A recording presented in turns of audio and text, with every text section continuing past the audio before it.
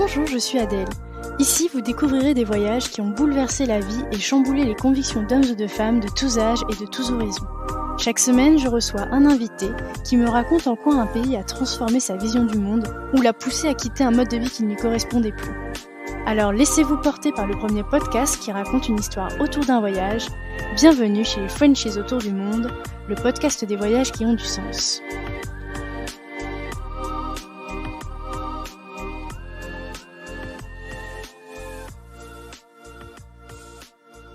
Si vous voulez suivre les coulisses du podcast et être informé des dernières nouveautés, n'hésitez pas à vous abonner au compte Instagram et au compte Facebook Frenchies autour du monde. Les liens sont directement dans la description de l'épisode. Le podcast est également diffusé toutes les semaines sur la web radio Allô la planète. Je vous souhaite une belle découverte sur allolaplanète.fr. Elle a enchaîné les PVT au Canada, en Australie, après avoir découvert le voyage à la suite de ses études.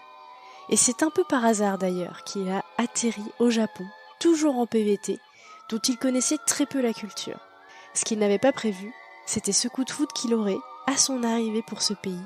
La magie opère et il aura même un deuxième coup de foudre pour sa femme, cette fois japonaise, avec qui il s'installera et se mariera. Plus les mois passent et plus Ala veut tout savoir et tout découvrir du Japon. Il se lance alors dans un projet fou, découvrir le Japon en faisant le tour de l'archipel à pied. Objectif 10 000 km. Je vous souhaite une très belle écoute en compagnie d'Ala. Salut Ala. Salut. Bienvenue dans le podcast. Merci à toi pour ton invitation. Écoute, ça me fait très plaisir de t'accueillir aujourd'hui, surtout qu'on va parler du Japon. Et ça fait assez longtemps que j'en ai pas parlé puisque ça fait depuis la saison 1 du podcast, on est déjà à la saison 3. Donc je suis ravie de remettre à l'honneur le Japon dans cette saison 3. J'espère que ça va atteindre le niveau que t'attends. Jamais, vu que t'as l'air impatiente par rapport à ça. Écoute, on va rentrer dans le vif du sujet. Je vais commencer par te demander de te présenter pour les auditeurs, donc nous donner ton prénom, ton âge, la ville d'où tu viens en France et nous dire ton parcours pro en 2-3 mots, parce qu'on va aussi quand même en parler un petit peu. Ok. Je m'appelle Ala, français d'origine tunisienne. Je viens de Saint-Quentin-Fallavier en Isère, pas très loin de Lyon. Ah oui. Et c'est exotique. Très. Surtout comparé à là où j'habite maintenant. Et donc j'ai 37 ans, parcours professionnel, fait une école de commerce en alternance en France, avant de tout plaquer pour faire un tour du monde d'1 an qui dure depuis 11 ans. Et qui m'a amené au Japon où je vis depuis... je suis parti... 13 ans que je suis parti. Et ça fait 11 ans que je suis au Japon déjà. Ok. Donc, voilà. Écoute, est-ce que tu peux nous parler un petit peu de ta passion du voyage ? D'où est-ce que ça te vient ? Alors, depuis tout petit, vu que je suis d'origine tunisienne, on partait tous les ans en Tunisie avec mes parents pour 2 mois de vacances en été. Et puis, quand j'ai commencé à grandir, à avoir vers 18 ans, j'ai commencé à partir avec mes potes un peu de partout en Europe, vu qu'il y avait des billets d'avion pas trop chers, Amsterdam, Madrid, l'Angleterre, tout ça. Et j'avais un pote qui était très grand baroudeur. Vraiment, qui travaillait 6 mois, 9 mois, et partait 3 mois, 6 mois, un peu de partout à l'étranger. Et c'était au moment où je faisais ma dernière année d'école de commerce et où j'avais envie de partir passer 1 an en Australie, parce que j'étais génération Hartley cœur à vif. Je sais pas si tu connais. Si. Et donc voilà, j'avais envie de partir 1 an en Australie à l'époque, et mon pote, il a commencé à me parler des billets tour du monde. Et là, de fil en aiguille, je me dis, pourquoi s'arrêter qu'en Australie? Pourquoi pas rajouter d'autres pays? Faut préciser que je voulais apprendre l'anglais. J'étais vraiment une quiche en anglais. J'étais du niveau de Gad Elmaleh, pour faire simple. Et donc, j'ai commencé à regarder les autres pays, Nouvelle-Zélande, États-Unis, Canada, tout ça, et je me suis concocté un mini tour du monde des pays anglophones. Et voilà, c'est comme ça que ça s'est lancé tout naturellement, en fait. C'est ça. Donc toi, c'est plus à l'âge adulte, quand tu as commencé à partir avec des copains, etc. quoi. C'est ça. Ouais. Et alors, mais quel type de voyageur tu es, toi? On va dire que j'ai évolué. Aussi bien quand je suis parti, par exemple, pour mon tour du monde, j'ai fait tout ce qui était backpacking, tu vois, acheter une voiture, travailler, faire du fruit picking dans les fermes, se faire insulter de sale français par un Oh fermier, ce genre de non. choses. Voilà. Tu vois, les galères, les vraies galères, voilà. Je les ai eues. Puis après, en fait, je pense que j'ai évolué avec les... Parce que, alors, je précise, j'ai fait des Working Holiday Visa en Australie, au Canada et au Japon. Donc, pour ceux qui connaissent pas, c'est des visas d'un an qui nous permettent d'aller dans un pays et de travailler tout en voyageant. Donc, c'est assez cool. Et donc, en fait, je pense que j'ai évolué avec les Working Holiday Visa parce que quand tu vas avec le Working Holiday en Australie, tu y vas pour travailler dans les fermes, tu y vas pour faire des petits boulots, de la restauration, ce genre de trucs, pour ramasser un peu d'argent et faire du road trip. Donc, t'es vraiment dans ce type de voyage-là, un peu galère, tout ça, à l'économie. Et puis, quand t'arrives au Canada, t'es un peu moins dans ce mode-là. T'es plus où tu te poses. Exactement. Je me suis posé moi à Vancouver. J'ai passé mon année à Vancouver. Ah, oh là là, génial. J'adore Vancouver. S'il y a des Canadiens qui t'écoutent, vraiment votre pays il est magnifique. Euh, et donc ouais, j'ai passé mon année tranquillement à Vancouver et là j'ai commencé un peu à évoluer au niveau de mon mode de voyage où c'est devenu un peu moins baroudeur on va dire, moins backpack. Euh, Puis après en arrivant au Japon là ça a encore plus changé. Les premières années j'ai pas trop voyagé dans le Japon parce que je parlais pas trop le japonais. Puis après j'ai rencontré celle qui est devenue ma femme et là comme tu t'installes en couple tu voyages différemment. Puis maintenant on a un enfant donc on C'est ça. voyage encore différemment. Je pense que j'ai évolué en fonction des pays et en fonction de mon âge. Exactement, ouais. Mais écoute, aujourd'hui, on va parler du Japon. Pas plus de suspense. J'aimerais du coup qu'on reprenne un petit peu le contexte de ta vie au Japon. Euh, Où est-ce que tu en es dans ta vie pro, dans ta vie personnelle aussi, quand tu décides déjà de partir en tour du monde avec un PVT? Ok, alors quand décide de partir en PVT, je viens de terminer mon école de commerce à Amiens. J'étais en alternance dans la grande distribution. J'ai une offre d'emploi de mon employeur de l'époque, plus une offre d'emploi qui vient du même groupe, des offres d'emploi fermes, et j'ai plusieurs offres d'emploi des concurrents. Donc j'ai des opportunités de travail et j'ai même un concurrent qui voulait absolument me recruter et qui m'a dit pars, fais ton voyage d'un an et reviens, on t'embauche quand tu reviens. Donc, Carrément. donc j'ai une certaine sécurité au niveau de l'emploi, j'ai tout ce qu'il me faut. Et c'est pour ça qu'à la base, je voulais partir un an. Et je me dis, je pars un an, je reviens, je fais ma carrière tranquillement. Ça, c'était vraiment C'était le plan l'objectif. initial. Voilà, c'est ça. Et le plan initial, c'était, je vais faire Hong Kong, Macao quelques jours, 6 mois en Australie, 2 semaines en Nouvelle-Zélande, 6 mois au Canada, un petit mois aux États-Unis et je rentre. Ça, c'était le plan Donc à initial. chaque fois en mode PVT. Pour Et pour ces pays-là, il me semble qu'il n'y a pas de restrictions, etc. Tu as juste à aller sur le site et puis tu l'as tout de suite, quoi. alors le PVT, j'ai fait pour l'Australie et le Canada. Donc à l'époque, le plan Ouais, initial. L'Australie, ouais, c'était super simple. Tu vas sur le site, tu postules, tu l'as, merci, au revoir. Le Canada, à c'est ça. l'époque où je l'ai fait, c'était ultra simple. C'était vraiment, tu remplissais le formulaire, tu prenais ton temps. J'ai pris un mois pour le renvoyer, le formulaire. Je l'ai renvoyé, j'ai eu mon visa. Maintenant, visiblement, c'est des La belle tirages au sort et époque. tout.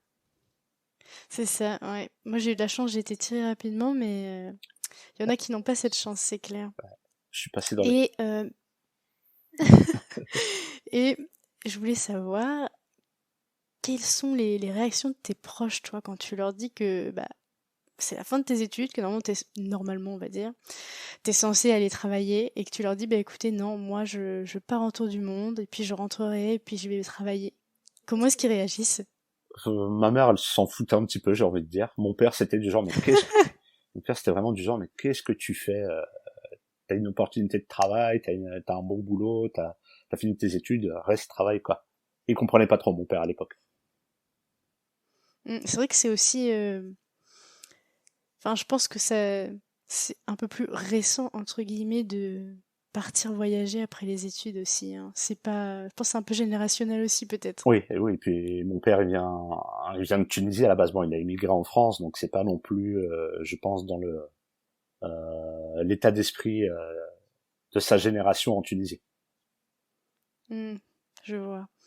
Et, ben, j'aimerais bien que tu nous dises rapidement, là, ce tour du monde, les pays dans lesquels bah, tu as eu la chance d'aller, et puis bah, nous dire pourquoi tu es arrivé au Japon. Parce que c'est quand même assez particulier de ce que tu m'avais raconté, donc je te laisse nous raconter. Bah, alors les pays que j'ai fait, je suis passé par Hong Kong et Macao, mais c'était vraiment une escale de quelques jours. Ça a été un peu une escale frustrante parce que bah, c'est des endroits où tu te dis, il y a tellement de choses à voir, il y a tellement de choses à faire. C'est surtout Hong Kong, enfin c'était dingue, c'était vraiment génial. Il faudrait que j'y retourne un jour. Puis après, bah, je suis arrivé en Australie. Et Australie, j'ai passé à peu près 6 mois. Au début, je suis resté à Adélaïde. Je suis resté là-bas. J'étais avec un pote. On a acheté une voiture. On a galéré. On a fait les cerises, les pommes de terre, les raisins, les pommes. On a fait tous les fruits que tu peux imaginer. Presque on les a fait. On s'est retrouvé avec des fermiers qui voulaient pas nous payer.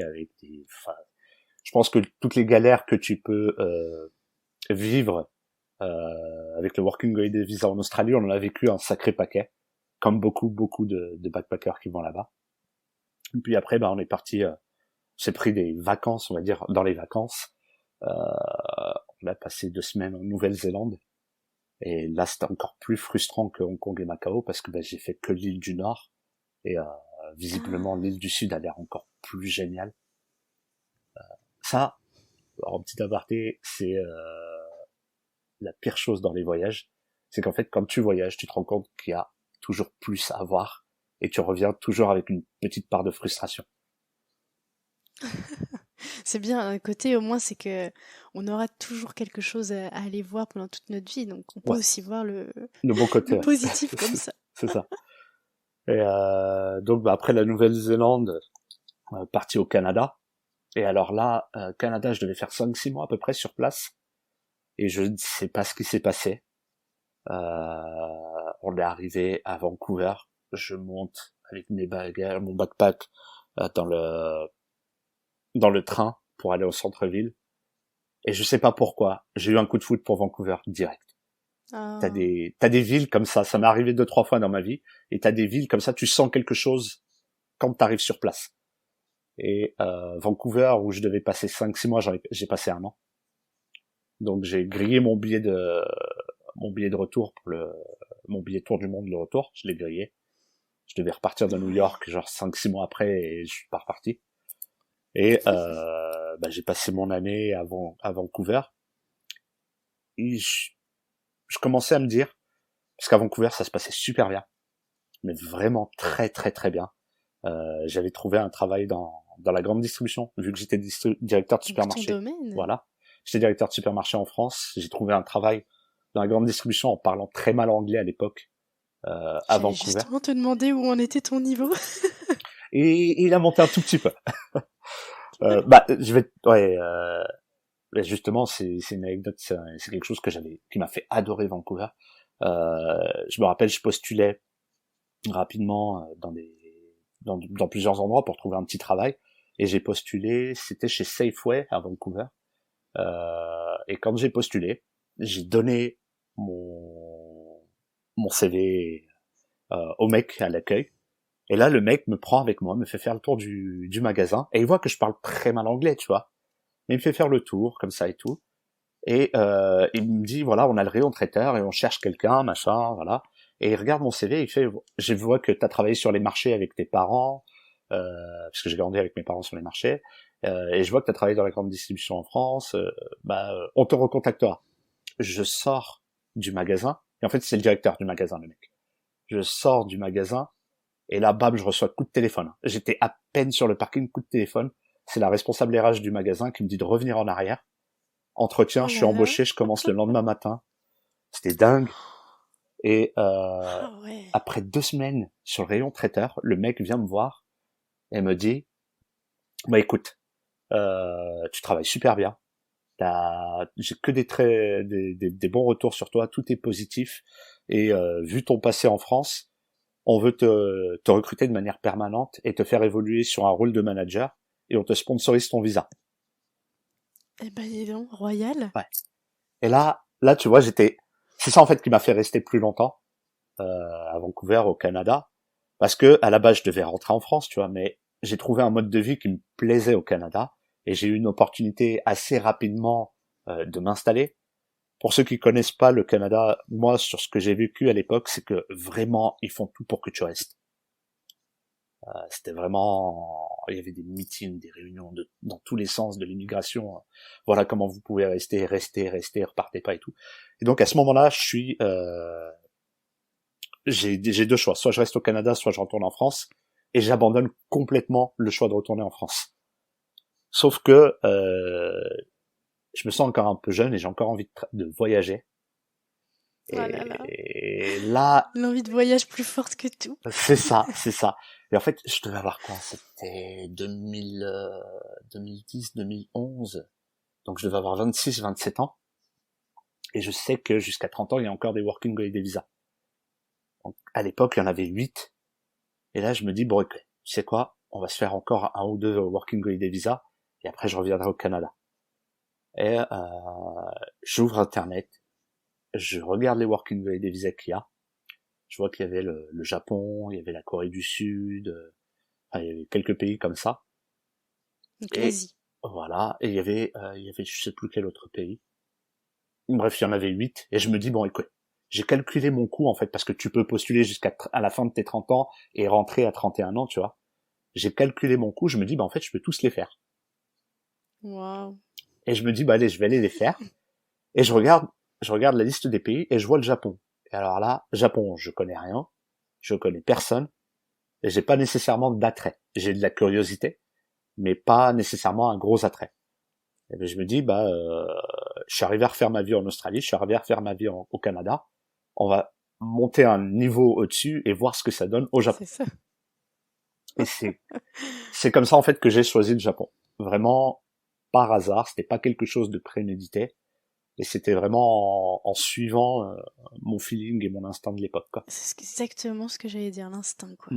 C'est ça. Et bon alors, qu'est-ce que tu connais du Japon avant d'y aller? Est-ce que tu lisais des mangas, des choses comme ça? Qu'est-ce que tu connaissais vraiment de la culture japonaise? Rien.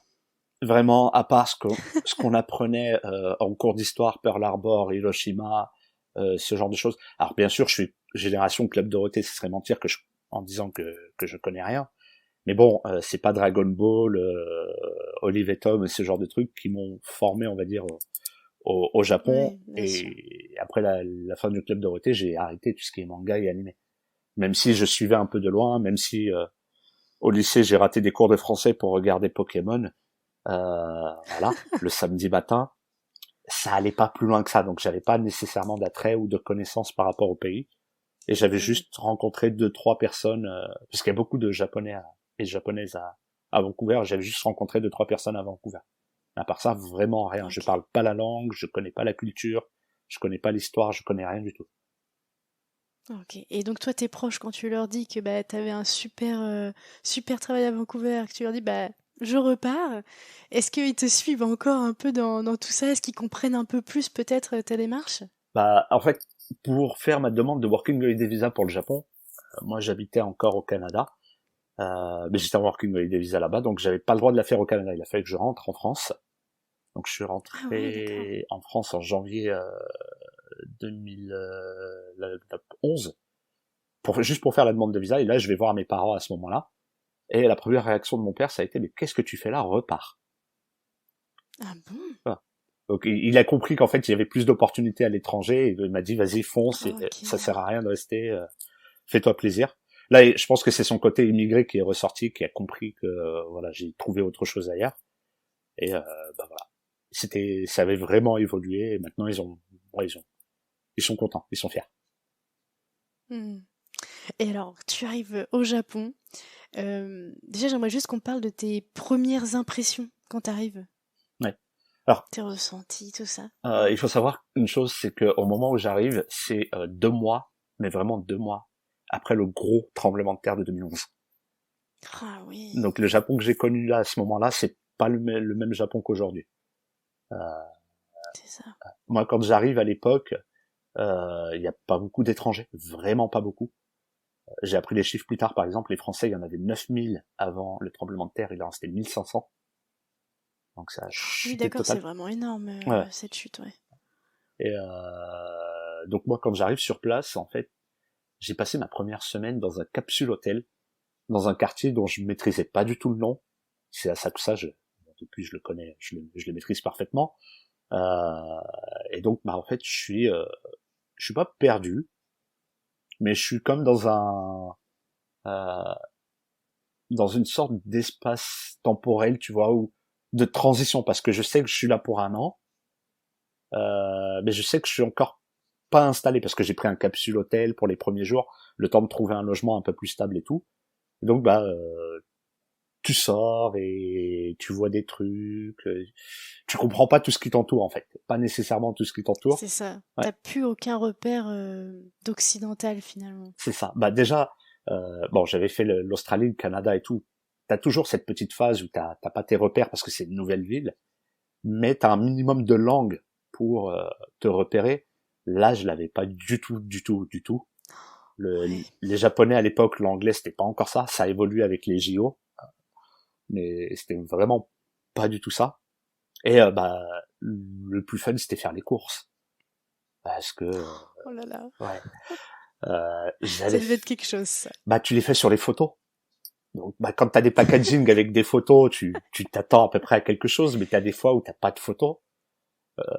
Et je me rappelle, j'allais dans des magasins, des petits magasins, je savais pas ce que c'était. Bon, après j'ai appris que c'était les combini ouverts 24 heures sur 24, mais au début, je rentre dans ces petits magasins-là avec les enseignes vert, bleu, blanc, et je rentre et je regarde et j'essaye de comprendre et je vois des petits trucs en boule ou en triangle et je prends le premier qui me passe sous la main, j'achète, je mange et en fait c'était un onigiri avec une feuille d'algue autour, euh, ton maillot et j'ai adoré et c'était génial et là je me dis bah à chaque fois je vais reprendre ça, sauf que un ou deux jours après j'en prends un, je croque dedans et c'était dégueulasse et en fait c'était pas le même Non. parfum, c'était la umeboshi, donc la prune fermentée et c'était hyper acide, c'était vraiment des enfin voilà quoi.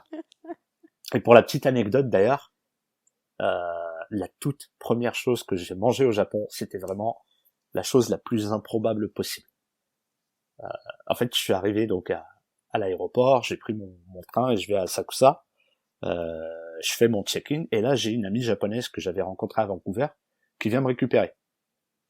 Et elle me dit qu'est-ce que tu veux manger? Je lui dis bah qu'est-ce qu'il y a comme spécialité? Elle me dit qu'à Asakusa les spécialités c'est les sushis.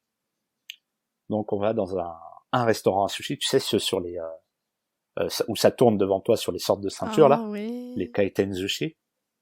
On s'assoit à la table et je vois les premiers sushis passer devant moi et là je suis tout heureux, tu vois, surtout quand t'as fait un vol avec Air China et que t'as mangé des plats qui te convenaient pas nécessairement.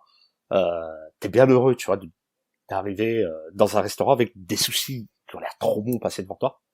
Et je prends la première assiette qui passe devant moi. C'était rouge, je pensais que c'était du thon. Je mange et là je me dis putain c'est Et bon, là. mais c'est pas du thon. Et je regarde mon amie, je lui dis c'est quoi? Et elle me dit c'est de la baleine. Oh la vache. Voilà. Ok. Donc voilà, je suis arrivé, le premier truc, vraiment tout premier truc que j'ai mangé au Japon, c'était de la baleine, quoi. C'était pas mauvais, hein, c'était C'est bon. ça, tu rentres direct dans le vif du sujet, quoi. C'est bien. C'est ça, c'est ça. Et alors, est-ce que tu peux nous dire un petit peu ce que tu as prévu pour ces un an au Japon? Alors à la base, j'avais prévu de faire, comment ça, de travailler en tant que prof de langue, parce que tu peux facilement le faire au Ah Japon, mais oui. surtout à cette époque-là. Et c'était, vu que je parlais pas du tout japonais, je m'attendais pas à trouver un autre travail.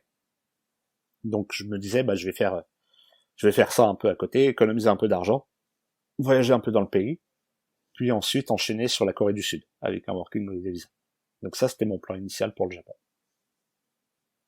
Ok. Et alors, donc tes plans se chamboulent. Encore une fois, tes plans ne... Hmm. ton plan initial n'est plus le bon. C'est ça. Qu'est-ce qui se passe? Alors, je suis arrivé le 6 mai 2011 au Japon, et on est en octobre 2011. Et là, en fait, je commence à me poser un peu des questions sur la suite de mon voyage, en fait. Le Japon commence à me frustrer, de manière positive. Parce qu'en fait, je me rends compte qu'il y a plein de choses à découvrir, vraiment plein de choses extrêmement intéressantes, mais que je connais pas la langue, et j'ai pas accès à tout ça.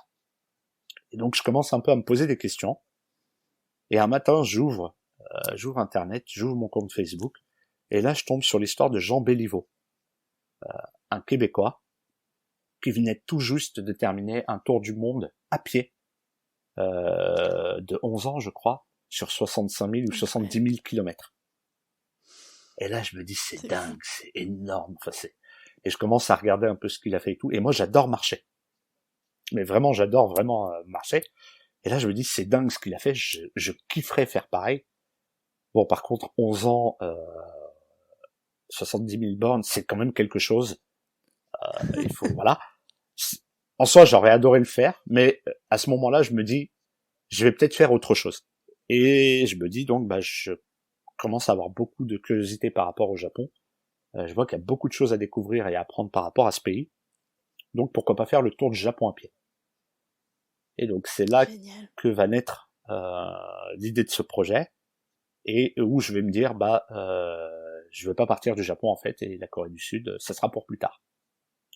Donc je termine mon Working Holiday Visa, je vais en France, je postule pour un visa étudiant, je reviens avec un visa touriste dans la foulée, et mon visa étudiant est accepté, et je pars pour 18 mois de cours de japonais à Tokyo. Waouh. Ok. Donc quand même, ce choix-là aussi, tu le fais parce que tu as quand même eu un petit coup de cœur, un petit quelque chose pour le Japon? Oui, c'est vraiment... Il se passe quelque chose, c'est voilà, les prémices. c'est très difficile à dire en fait ce que c'est le Japon, tant qu'on l'a pas expérimenté. Et depuis, j'ai eu des centaines, des milliers de retours de personnes qui me suivent, qui me disent tous la même chose. Ils viennent une première fois, et il y a quelque chose qui se passe qui fait qu'on a envie de revenir. C'est vraiment complètement différent de ce qu'on peut vivre dans d'autres pays, puisque même si... J'espère vraiment expérimenter ça en tout cas. Ah je te le souhaite, c'est Japon. vraiment... c'est unique. Parce que tu vois, par exemple, l'Australie, le Canada, même si c'est des pays qui sont culturellement différents d'une autre, de la France, et même si le Canada et l'Australie ils ont rien à voir, t'as quand même quelques similitudes avec chez nous. Mais le Japon, c'est vraiment tout l'opposé, et parfois la même chose, mais toujours avec l'opposé. C'est assez... Ouais. Si tu veux de l'exotisme, le Japon, c'est vraiment le pays à faire, je pense. Ok. Et alors, tu reviens, et donc tu te dis, je vais faire des cours, et comment est-ce que tu veux combiner avec ton envie de marcher, avec ce projet? D'ailleurs, est-ce qu'il avait un nom, ton projet? Alors, à ce moment-là, le nom, je l'ai eu assez rapidement, c'est Cap 10 000 Japon. En fait, je me suis fixé, il y a 47 préfectures au Japon, donc je me suis fixé de traverser les 47 préfectures à pied, sur 10 000 kilomètres, donc nord-sud-nord, sur 10 000 kilomètres, et donc d'où Cap 10 000 Japon, et pour essayer de découvrir 10 000 facettes différentes, prendre 10 000 photos, et 10 000 secondes de vidéo. C'était un peu l'objectif du truc. Et donc je me suis dit, je retourne au Japon, je prends 18 mois de cours de japonais, et après les 18 mois de cours, je me lance. Je fais le tour du Japon à pied. J'essaie de trouver des sponsors, tout ça, pour financer, et je pars à l'aventure. Mais, parce qu'il y a toujours un mais dans ma vie. C'est ça, parce que le plan initial n'est jamais le bon. Voilà, c'est ça. Il en faut toujours, sinon c'est pas drôle. Il y a toujours des mais. Donc le 1er mai, c'est que moi je reviens au Japon en juillet 2011 avec tout ça planifié dans ma tête, tout est structuré, je sais où je vais. En août 2011, je rencontre celle qui va devenir ma femme. Donc ça, c'était pas prévu. C'était pas du tout anticipé. Ça se prévoit pas, l'amour. Non. Non, elle pourrait envoyer un fax pourtant. Mais ouais, donc je rencontre celle qui va devenir ma femme, donc on commence à se fréquenter, puis à s'installer ensemble le temps que je termine mes études, et à se marier. Donc ça va changer des choses. Ça va changer beaucoup de choses. Mais ça change la donne sur ton objectif, ton projet. C'est ça. Mais j'ai eu l'avantage, c'est qu'elle était à fond derrière moi, et donc même si je devais partir 18 mois d'une traite faire le truc, elle me soutenait. Donc ça, c'était cool. Waouh. Et c'était pas possible qu'elle parte par exemple avec toi? Tu voulais vraiment faire ça solo? Non, elle aurait pas pu marcher une telle distance, je pense. Ok. Et je pense qu'elle m'aurait tué avant la fin. Elle m'aurait poussé dans l'eau ou un truc comme ça, parce que là, je l'aurais saoulé. Donc voilà, ça c'est la première chose. Et puis je termine mes études, on est mariés, j'ai planifié mon truc, tout est génial. Je dois partir le 11 janvier 2015 faire mon tour du Japon à pied. Je dois partir de Okinawa, le point le plus au sud du Japon, et remonter. Mais il y a toujours un mais. Oh là là, c'est pas vrai. Et si. Et là, ce mai, c'est en novembre 2014. Je suis avec des amis, on joue au basket, et ma jambe glisse, et j'entends un petit crack, et je termine à l'hôpital, et rupture du ligament croisé antérieur. Carrément. Voilà, ménisque Tu abîmé. fais pas les choses à moitié, toi. Non, voilà. Bah tant qu'à faire, on t'en vers la totale. C'est ça. Ménisque abîmé, contusion osseuse, vraiment la totale. Donc Oh là là. immobilisation de 2 mois, rééducation de 6 mois, non 5 mois, opération et rééducation de 6 mois. Donc là, ouais, j'ai mon plan de partir en janvier 2015 tombe à l'eau, bien sûr, et je traîne cette blessure jusqu'à fin 2016. Non, fin 2015. Ah oui, dis donc. Fin 2015, ouais. Fin Ah 2015. oui, ok. Fin 2015. Et là, je relance la machine. Donc, je recommence à me préparer, tout ça, tout est ok. Hop, on va partir. Tout va très bien dans le meilleur des mondes. Oh là là. Mais il y a un deuxième mai. Ah, enfin, un troisième mai. Il y a toujours des Oui, je mais. crois qu'on est au moins au 3e, là. Il y a toujours des mais. Sinon, c'est pas drôle. Et donc, je planifie de partir à la base vers avril-mai 2016. Mais avril 2016, t'as le gros tremblement de terre de Kumamoto qui arrive. Donc je décale un petit peu mon départ parce que voilà, je pense pas que ça soit le moment à ce moment-là de partir. Surtout que Kumamoto c'est une zone dans laquelle je dois passer assez rapidement dans le planning de voyage. Donc je décale un petit peu et je vais faire du volontariat à Kumamoto, et au moment où je fais du volontariat à Kumamoto, j'apprends que ma femme est enceinte. Tant qu'à faire. Génial. Donc voilà, là, c'est le dernier mec qui va C'est un beau mec. Voilà, c'est le plus beau de tous. Et ouais. Là, t'es obligé de tout revoir parce que partir 18 mois d'une traite avec un enfant qui arrive en cours de route, c'est pas possible. C'est ça, oui. Toi, t'envisages peut-être plus les choses pareilles, quoi. Non, pas du tout là. Ouais, tu peux pas. C'est plus du tout pareil. Donc ma femme, elle me pousse quand même à partir. Donc je pars. Ah oui, quand même. Je pars le 6 juin 2016 depuis le point le plus au nord du Japon. Mais je pars sur une base de 6 mois. En attendant que quand même. Voilà. Donc je coupe en fait. J'ai décidé à ce moment-là de couper en phase de 6 mois. Donc je pars, je fais ma première trade, je fais un peu plus de 3000 km à pied.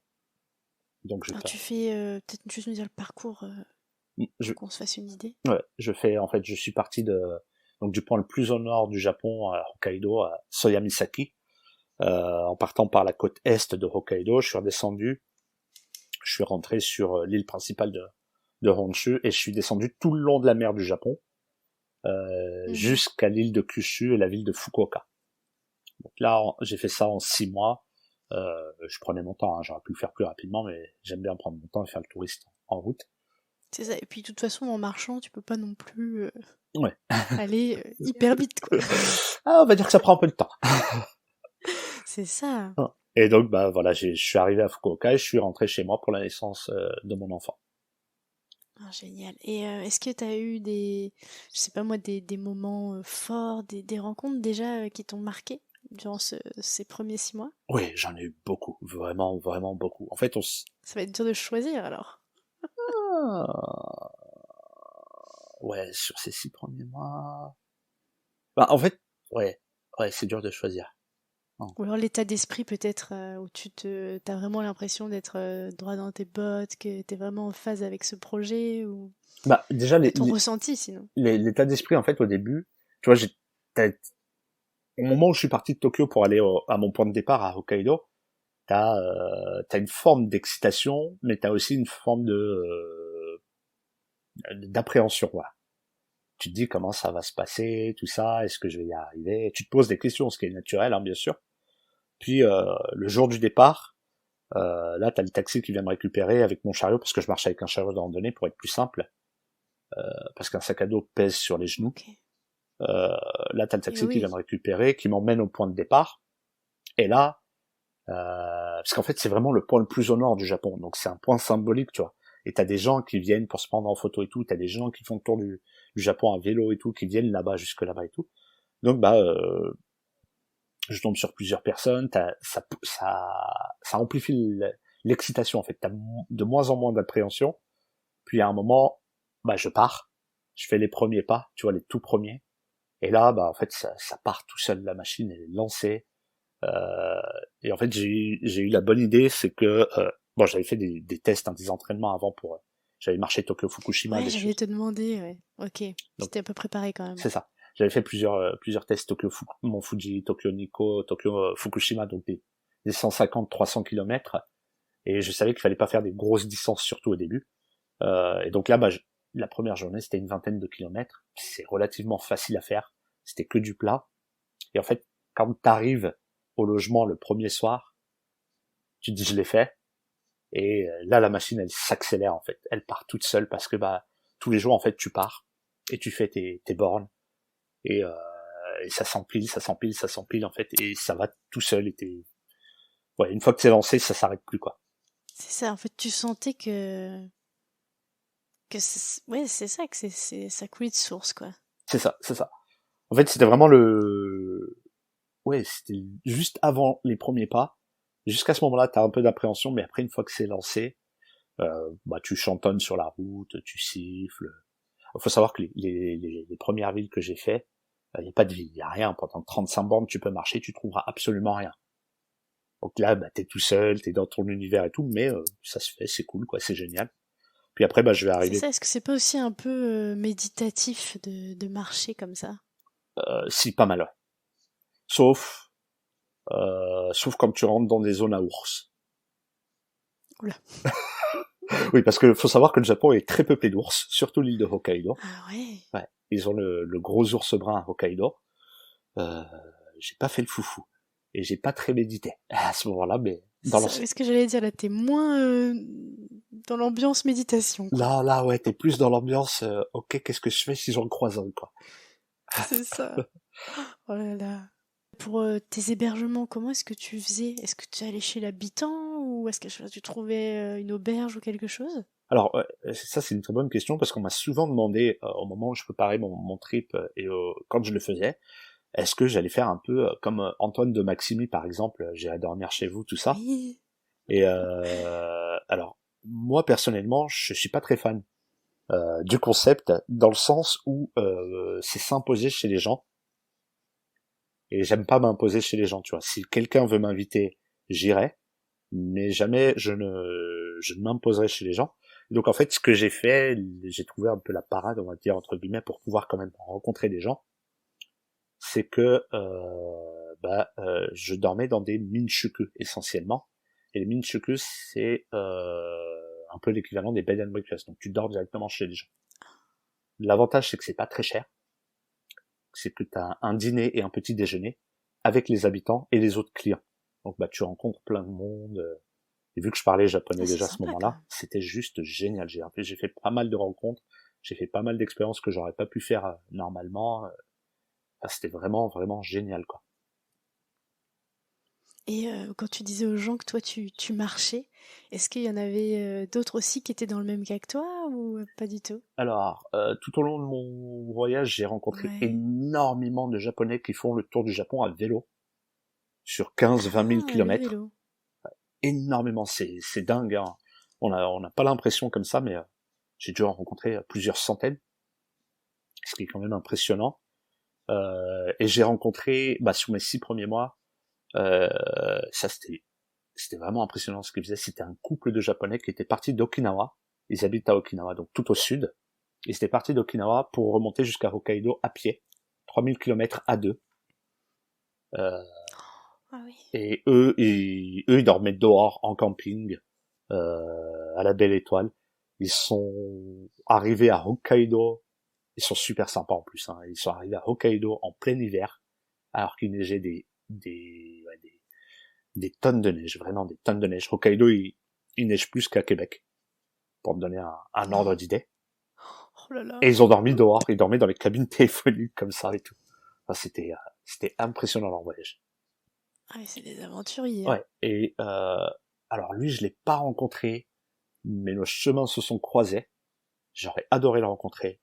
C'est un papy japonais qui tire une remorque pour faire le tour du Japon à pied. Et en fait, le mec, il est parti à la retraite à 65 ans, et au moment où nos chemins se sont croisés, il avait 75 ans. Et ce qu'il a fait, c'est que il avait fait le tour de l'île de Kyushu, puis le tour de l'île de Honshu, puis le tour de l'île de Hokkaido, puis le tour de l'île de Shikoku, donc qui sont les 4 principales îles du Japon. Puis après, il s'était lancé dans la traversée nord-sud du Japon, tout en tirant une remorque. Ah oui, d'accord. À 75 ans. Incroyable. Ouais. Ouais. Il y a vraiment des gens qui font des trucs impressionnants. Mais c'est ça, ouais. Oh. Ah oui, donc.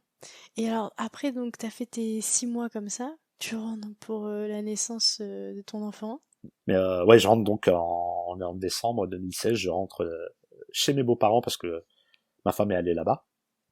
Parce qu'au Japon, c'est culturel de retourner chez tes parents quand t'es une femme pour la naissance de l'enfant, comme ça ta mère t'aide le premier mois. Eh oui. Et donc je retourne là-bas chez eux et bébé arrive. Et donc là, ça change complètement tout. Vraiment tout. T'as plus envie de repartir. T'as vraiment plus envie de repartir. Mais t'as toujours cette envie quand même de terminer ce que t'as commencé, tu vois, parce que bon, j'ai quand même fait 3000 bornes. J'ai passé des moments géniaux. J'ai rencontré plein de gens géniaux, j'ai découvert plein de trucs, j'ai fait tellement de choses que tu peux pas faire habituellement au Japon, que là, t'as quand même cette envie d'y retourner, puisqu'il en reste encore beaucoup à expérimenter. Donc, t'as ce dilemme. Mais, malgré ce dilemme, je vais y retourner. Je vais repartir. Ah oui, quand même. Voilà. Et au bout de combien de temps Alors, je suis reparti en mai 2017, au bout de 5 mois. 5 mois, mais pour une tranche de 6 mois. Ok. C'est ce que je me suis dit, je vais faire des tranches de 6 mois. Comme ça, c'est pas trop long. Et donc, je suis reparti là où je m'étais arrêté, la ville de Fukuoka, sur l'île de Kyushu, direction Okinawa. Je suis arrivé au point le plus sud du Japon au mois d'août, à ce moment-là. Et je suis remonté, après, j'ai refait l'île de Kyushu, donc Okinawa, l'île de Kyushu, et je suis remonté jusqu'à Wakayama, donc qui est à côté de Osaka. Kyoto, Osaka. Donc ça fait combien de kilomètres tout ça? En tout, pour l'instant, un peu plus de 6200 kilomètres. Oh, waouh. Je m'en rends pas compte, en fait. Parce que à chaque fois, je faisais que des petites distances, tu vois. Enfin, des petites. J'ai marché... Oui, chaque jour... Voilà. Tu marches entre, parce qu'il y a des jours où je faisais le fainéant à Okinawa, donc je marchais 10-12 kilomètres pour m'arrêter à la plage, me reposer en bord de plage et tout. Mais sinon, ouais, en général, c'était du 20-50 kilomètres. Donc, quand même. Oui, c'est quand même, mais comparé à l'objectif final, c'est rien en soi. Donc en fait, je pense que c'est pour ça que je me rends pas compte de ce que j'ai fait en fait. Je vois ce que tu veux dire. C'est maintenant que tu regardes, effectivement, tu te rends compte de tous les kilomètres, mais sur le moment, tu les vois pas, ouais. On se rend pas compte. Non, pas du tout. Exactement. Même quand t'as des galères, même quand t'as beaucoup de bornes à faire, tu te rends pas compte en fait ce que t'es en train de faire. C'est juste tu marches en fait. Exactement. Et est-ce que tu veux nous parler de moments que tu as vécu durant cette deuxième partie? Qu'est-ce que j'ai vécu durant cette deuxième partie? Des moments qui t'ont marqué, particuliers. Enfin, en tout cas que tu as envie de nous raconter. Qu'est-ce que j'ai vécu? Ah, j'ai marché sur un volcan actif, ça c'était cool. J'ai dormi sur le volcan actif. En fait, il y a comment ça s'appelle? Tout au sud de l'île de Kyushu, il y a le volcan Sakurajima, qui est le volcan certainement le plus actif du Japon. Il fait un peu plus de 500 éruptions, je crois, ou 300 ou 500 éruptions, faudrait que je vérifie, par an. C'est quand même assez impressionnant. Et en fait, bah tu peux aller dessus, hein, il y a des logements, tu peux en faire le tour et tout. Et ça, c'était C'est génial. incroyable. Parce que j'ai dormi dessus, et en fait, tu le vois, il est toujours en éruption. T'as des blocs de fumée qui sortent, et toi, t'es là, hein, t'es sur le volcan, ça sort, Ah, c'est machin. incroyable. Ah, c'est vraiment, ouais, c'est impressionnant à voir. Et C'est surtout, impressionnant, c'est ça. ouais. Et bah en fait, surtout quand j'ai quitté le volcan, j'étais avec un ami qui marchait avec moi à ce moment-là. Quand on a quitté le volcan, bah tu marches dessus, tu vois, tu fais le tour. Donc quand on est rentré, ça allait. Et en fait, quand on est sorti, on est passé dans la zone où la colonne de fumée elle passe. Et là, tu te prends toutes les cendres du volcan et tout sur toi. Enfin, ouais, c'est quelque chose hein, quand même. Je pensais pas vivre C'est ça une fois dans clair. ma vie. Mais ouais, Et tu dormais toujours dans... Je sais plus le les- nom que tu nous as donné dans non, les dans les Airbnb. Minchuku, ouais. Oui, Bah, Minchuku. Minchuku, ouais. J'essayais dans l'essentiel. Alors après, t'en as pas de partout malheureusement. Mais dans l'essentiel de mes logements, ouais, c'était les Minchuku. J'ai rencontré, pareil quand je suis arrivé à Okinawa, je me suis arrêté dans une ferme en fait pour dormir. Un logement qui est une ferme à chevaux. Ah, Et alors là, c'était génial. C'est vraiment l'opposé même de l'image qu'on a des Japonais, tu vois, des gens sérieux, posés, presque stricts, tu sais, qui ont une vie lisse, voilà, qui sont salarymen, comme on dit ici, qui travaillent tous les jours, des heures sup comme pas possible et tout. Okinawa déjà, c'est complètement l'opposé. C'est vraiment une autre mentalité. C'est pas du tout le même mode de vie. Et alors là, dans la ferme, c'était encore plus dingue. C'était vraiment un papy japonais. Tu sentais qu'il avait du vécu. Il avait des grosses balafres. Il était toujours torse nu, mais il avait des grosses balafres au niveau du ventre parce qu'il s'était pris des coups de corne de taureau et tout. Il a eu plusieurs opérations, tout ça. Il était oh là vraiment là. barré total.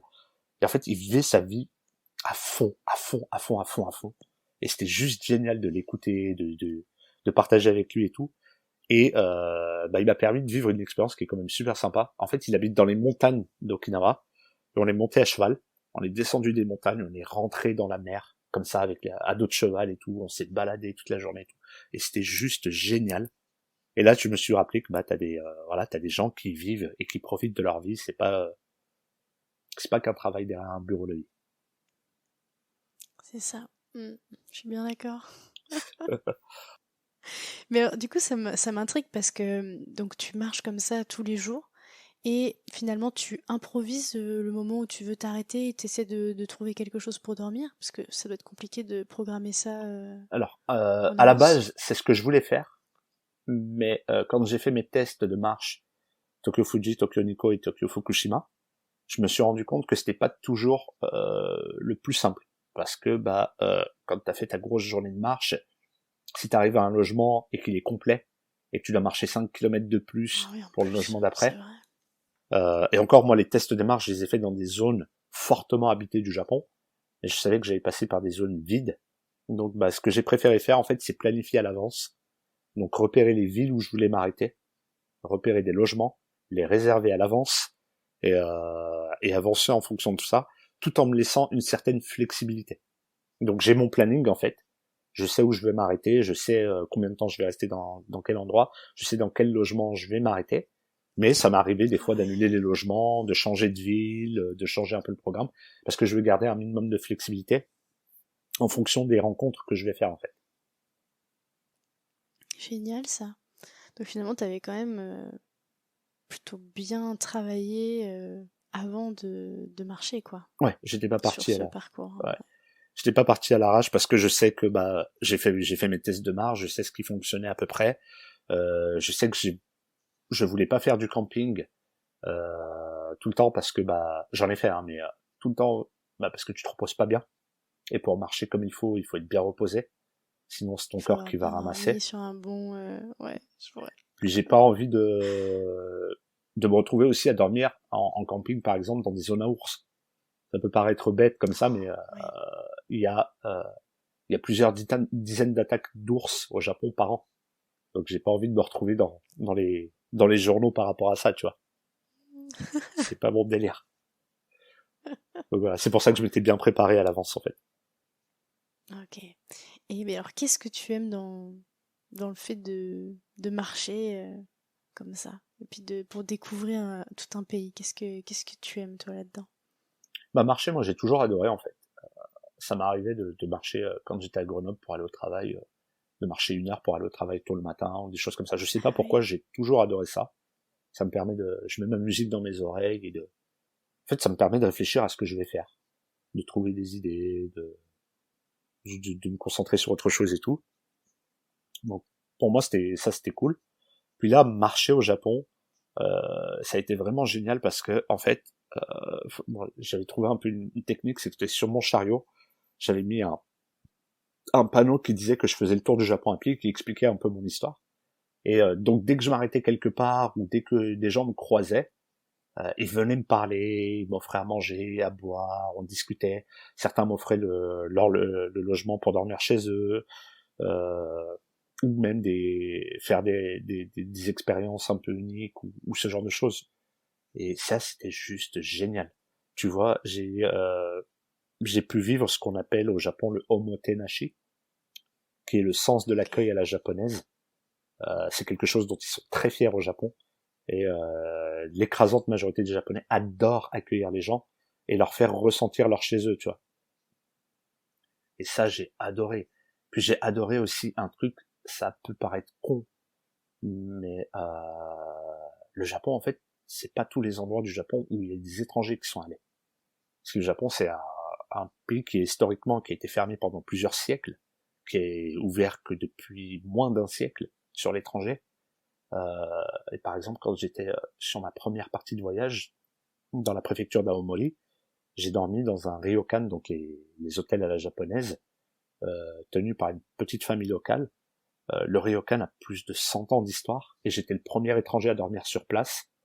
Les proprios n'ont jamais rencontré d'étrangers ou quoi que ce soit. Oh là là, c'est dingue. Ah, c'était juste énorme. Franchement, c'était une expérience vraiment, ouais, géniale, parce qu'en fait, bah, ils étaient super adorables, ils étaient super curieux, ils posaient plein de questions, enfin, il y avait pas de mauvaises questions ou de méchanceté ou quoi que ce soit, mais c'était vraiment beaucoup de curiosité d'essayer de savoir, en fait, qui j'étais, comment je raisonnais, enfin, ce genre de choses et tout. Et c'était vraiment super cool, quoi. Ah ouais, ça a l'air, dis donc. Et ben, alors une fois que t'as fini de marcher comme ça, donc il y a quand même des parties un peu méditatives, tu dis toi-même que ça te fait réfléchir, que tu aimes ça. Est-ce que c'est quand tu rentres de ce périple que tu décides un peu de te lancer à ton compte? Alors, en fait, j'étais déjà à mon compte Ah, depuis mon arrivée au Japon.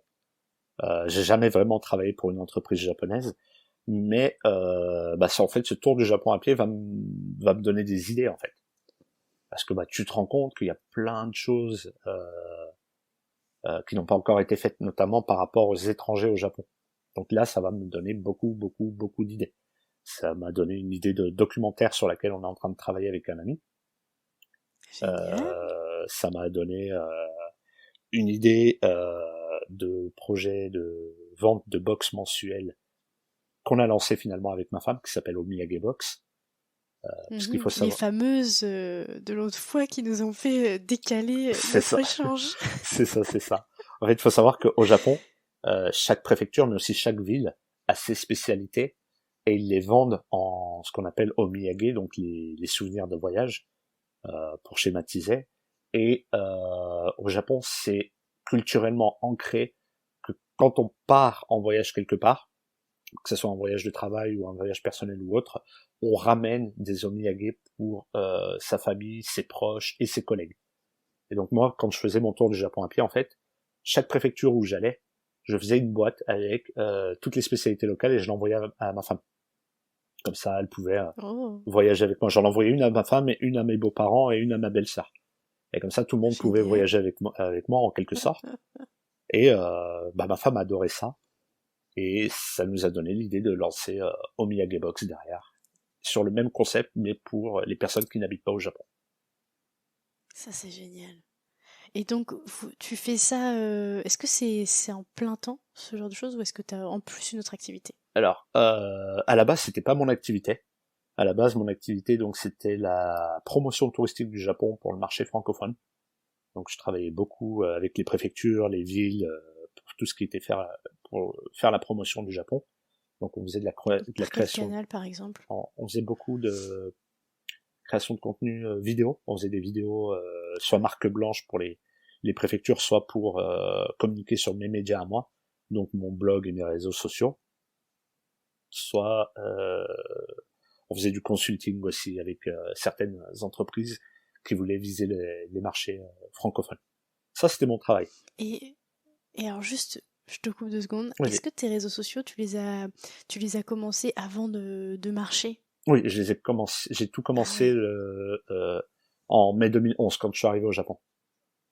Ah oui, au tout début, quoi. Ouais, Ok. mon blog est devenu populaire à peu près à partir de 2012 et c'est devenu mon travail à ce moment-là. En fait, à temps plein. Oui, t'étais peut-être un des premiers Français à À faire un. parler du Japon comme ça aux Occidentaux, non? Bah, en fait, moi, quand j'ai lancé mon blog en mai 2011, j'avais regardé un peu tout ce qui se faisait et tous les sites sur le Japon, tous les blogs sur le Japon, c'était essentiellement manga et animé.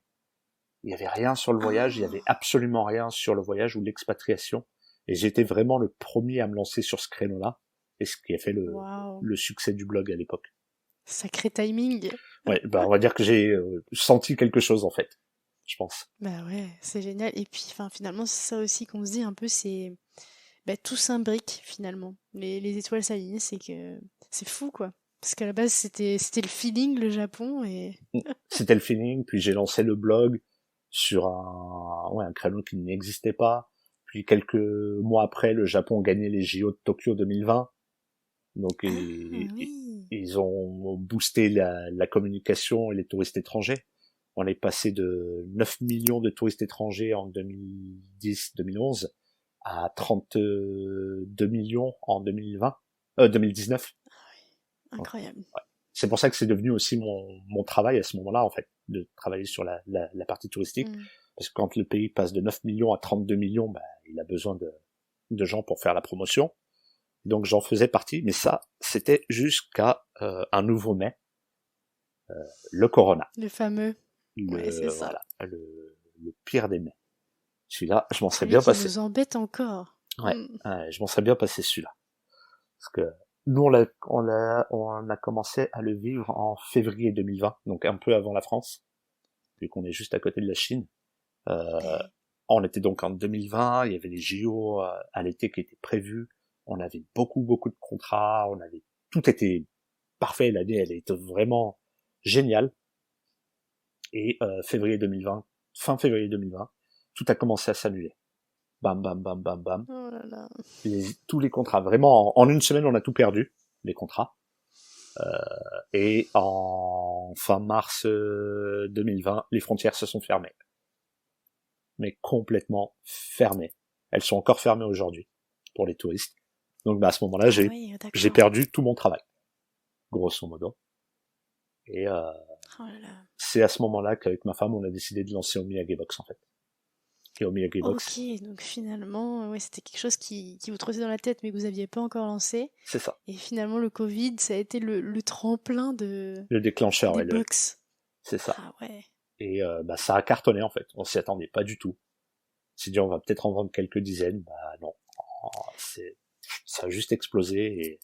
C'est Et parce que depuis. tu avais bien travaillé, enfin, tu avais une bonne communauté à ce moment-là et du coup qui a suivi quand tu as proposé ces box? En fait, je pense qu'il y a plusieurs facteurs. Déjà, j'avais une bonne communauté qui a confiance en moi, qui adore ce que je fais, je pense. Mais il y a aussi le fait qu'on ait lancé un concept novateur qui n'existe pas du tout.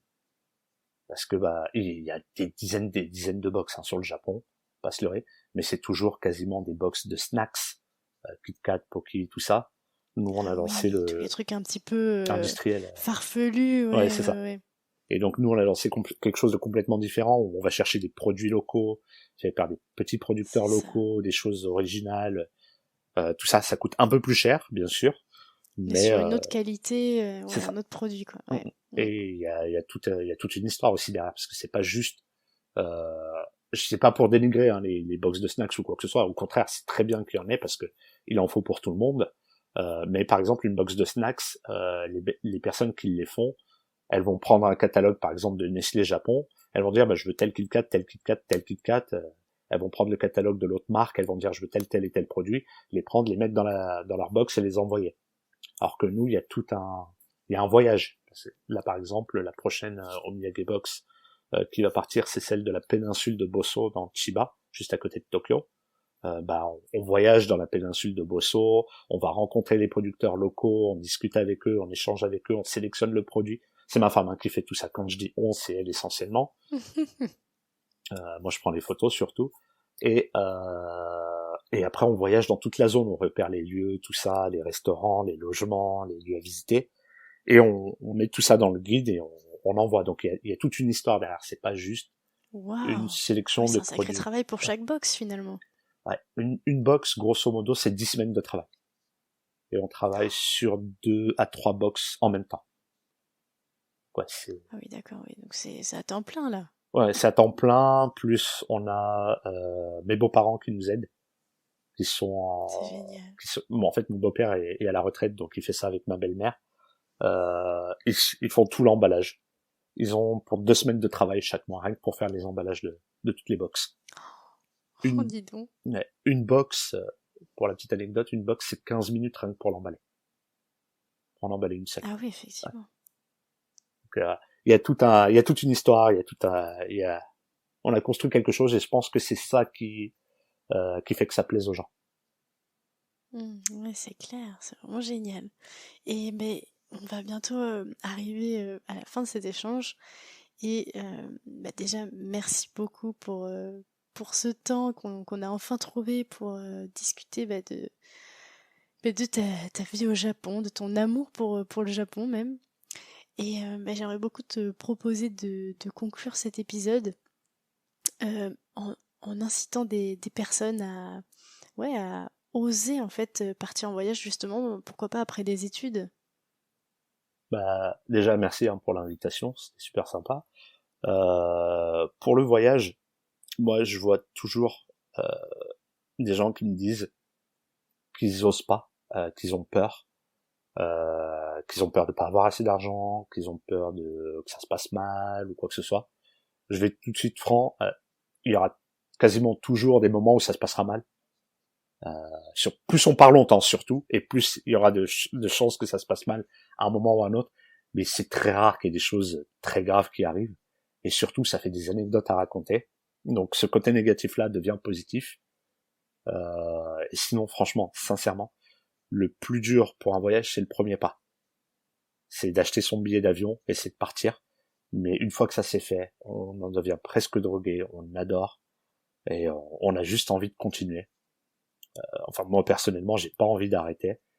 Et la deuxième chose que j'aimerais bien dire, puisque je sais que beaucoup de gens qui viennent au Japon ont envie de revenir au Japon, et je les comprends tout à fait, ne vous concentrez pas que sur le Japon, il y a beaucoup d'autres endroits à voir je pense, et il faut aller voir un peu de tout. Il y a tellement de choses à voir, tellement de choses à expérimenter. Moi, l'un de mes plus beaux souvenirs de voyage, c'est même pas au Japon, c'est au Canada, c'est à Yellowknife, quand à minuit, moins 42 degrés, je suis sur un traîneau à chien en train de me faire tirer et en train de regarder les aurores boréales au-dessus de ma tête. Incroyable. Voilà, je pense que c'est ça le voyage, c'est aller voir des choses qu'on verrait pas chez soi et c'est les garder après en soi pour toujours. Je suis complètement d'accord. Écoute, merci beaucoup pour ce très très beau mot de la fin. J'ai même pas envie d'ajouter autre chose. Je voudrais pas tout gâcher. Merci de rien. Merci, et je te dis à très bientôt. Plaisir.